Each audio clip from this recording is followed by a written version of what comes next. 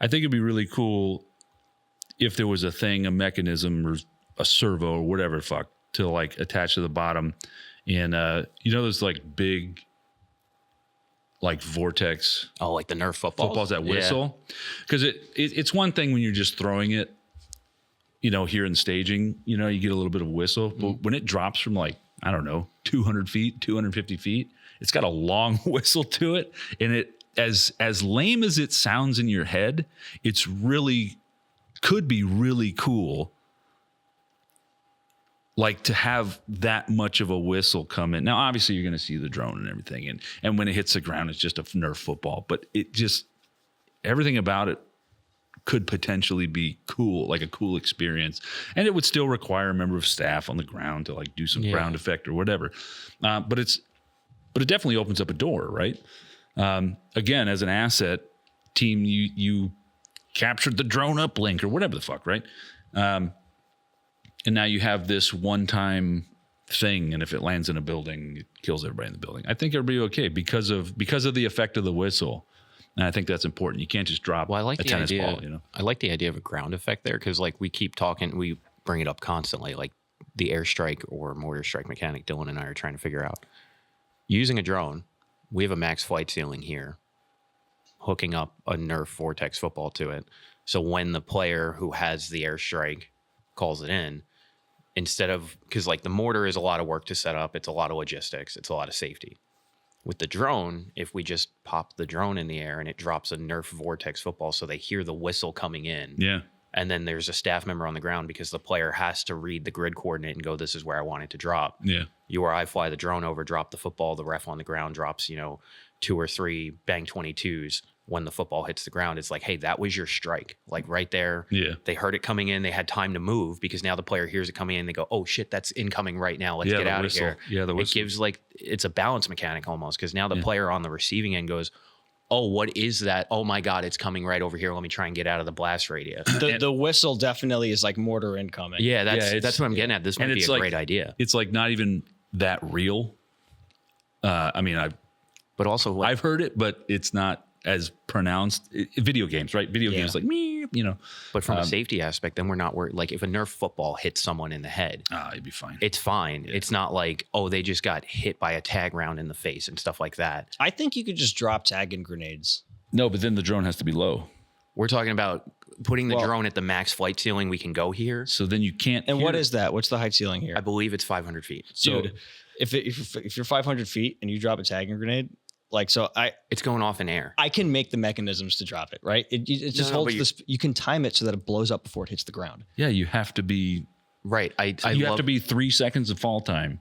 Yeah, which is probably 100 feet. Right, and I love what you're getting at there. But what we're talking about is from a balance mechanic of the vortex whistles, which now means the player on the receiving end of it knows it's coming. Yeah. So now they have time to react. And also, if you're 300 feet up, I don't think we need to go 5, but if you're 300 feet up, there's potential that you don't hear the drone. So now it's not this game breaking. It's not like a ref coming over and standing there with a radio. Like when a ref stands around and it's like the same way when players see me with a camera, they know whatever direction I have the camera pointed in, there's a player there. Yeah. It right. kind of breaks the game. Yeah. It doesn't break the fourth wall. Right. So if they don't hear it, if they potentially don't hear the drone, but then they hear the whistle as it gets closer and closer. I mean, even then it might be high enough where they might hear it a little bit and be like, oh, hey, there's a drone in the air. They might be doing X or Y or filming. I imagine you'll be able to see the Nerf. If I can make, probably. If I can make a droppable training munition that is safe like a Nerf football, but also can make a big boom boom when it lands, it would have to be impact. I think the whistle would be impact. The whistle's important. I feel like you could take a full-sized Vortex football and gut it and put a device inside.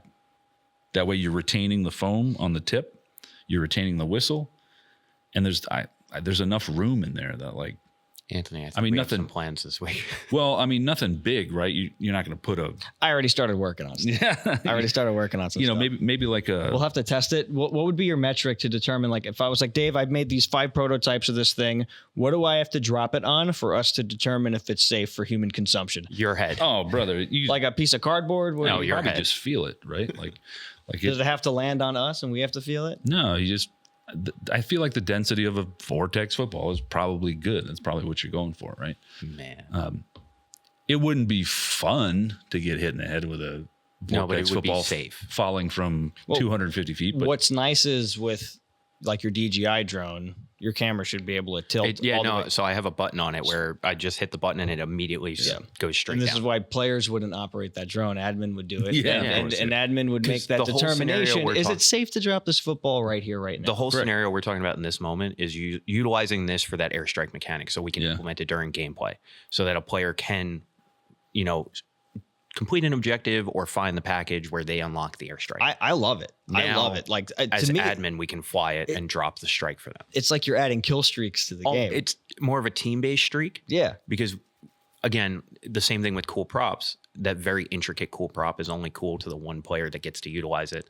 The 10 people pulling security while he's snipping the wire on the super intricate bomb prop, they're just like, I'm Well, watching if this the door. team earns it, it's just going to start happening around them. Correct. That's the thing. So now it's like you guys completed this objective, which allowed you to have this team asset. Now you guys get to collectively, or maybe the squad leader or the team leader or whoever, the forward air control. the forward air controller gets to go, hey, we have this objective at, say, 2:00 where we need to go grab a package and bring it to this position. Let's airstrike that position while we're on the move. So they call it in. Hey, we got the package. Somebody else goes over to staff and is like, we have the airstrike grid coordinate, blah, blah, blah, blah, blah. Fly the drone over, drop it. Yeah. Everyone within 100 feet is dead.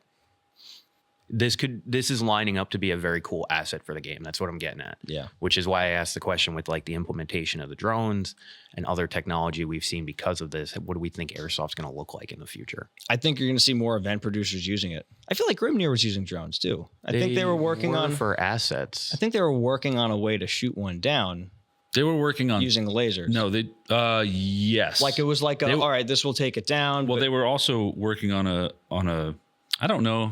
That might be like some secret squirrel shit. I don't know. Some secret They were sauce we working don't on wanna- they were Redacted. working, they were working on a system for vehicles of all types where they could just put it on the side or underneath or whatever, and there could be, for instance, a prop AT4 that has an effect.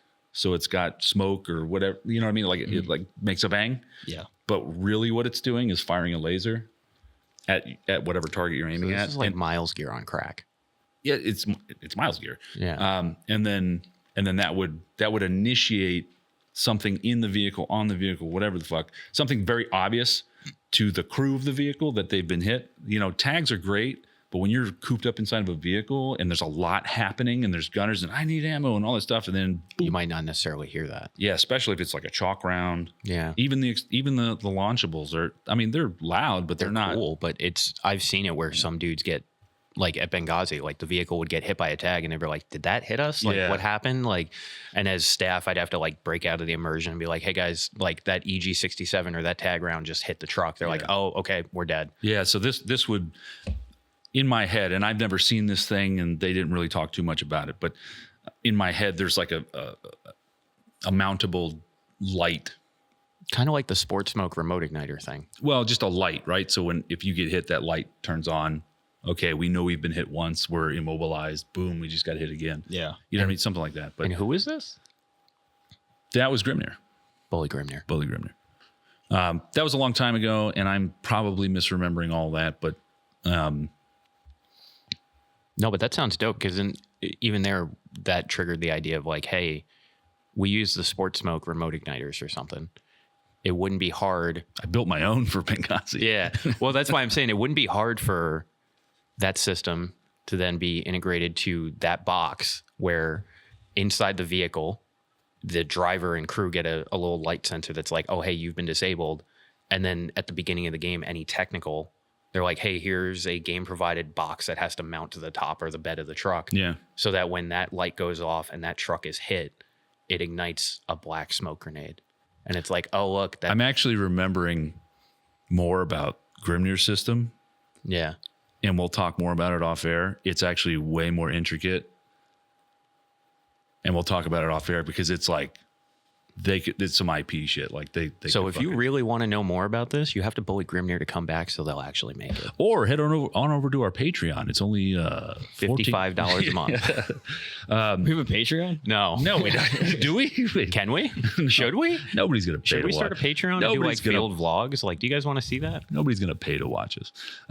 Would you pay money to hear all the redacted stuff? Oh God. Hey, And think- Unsubscribe did that, and now it's a full streaming service. Yeah. Just saying. They started with a Patreon, now they have Pepperbox. Just saying. You guys want to hear unredacted content and field vlogs? Patreon.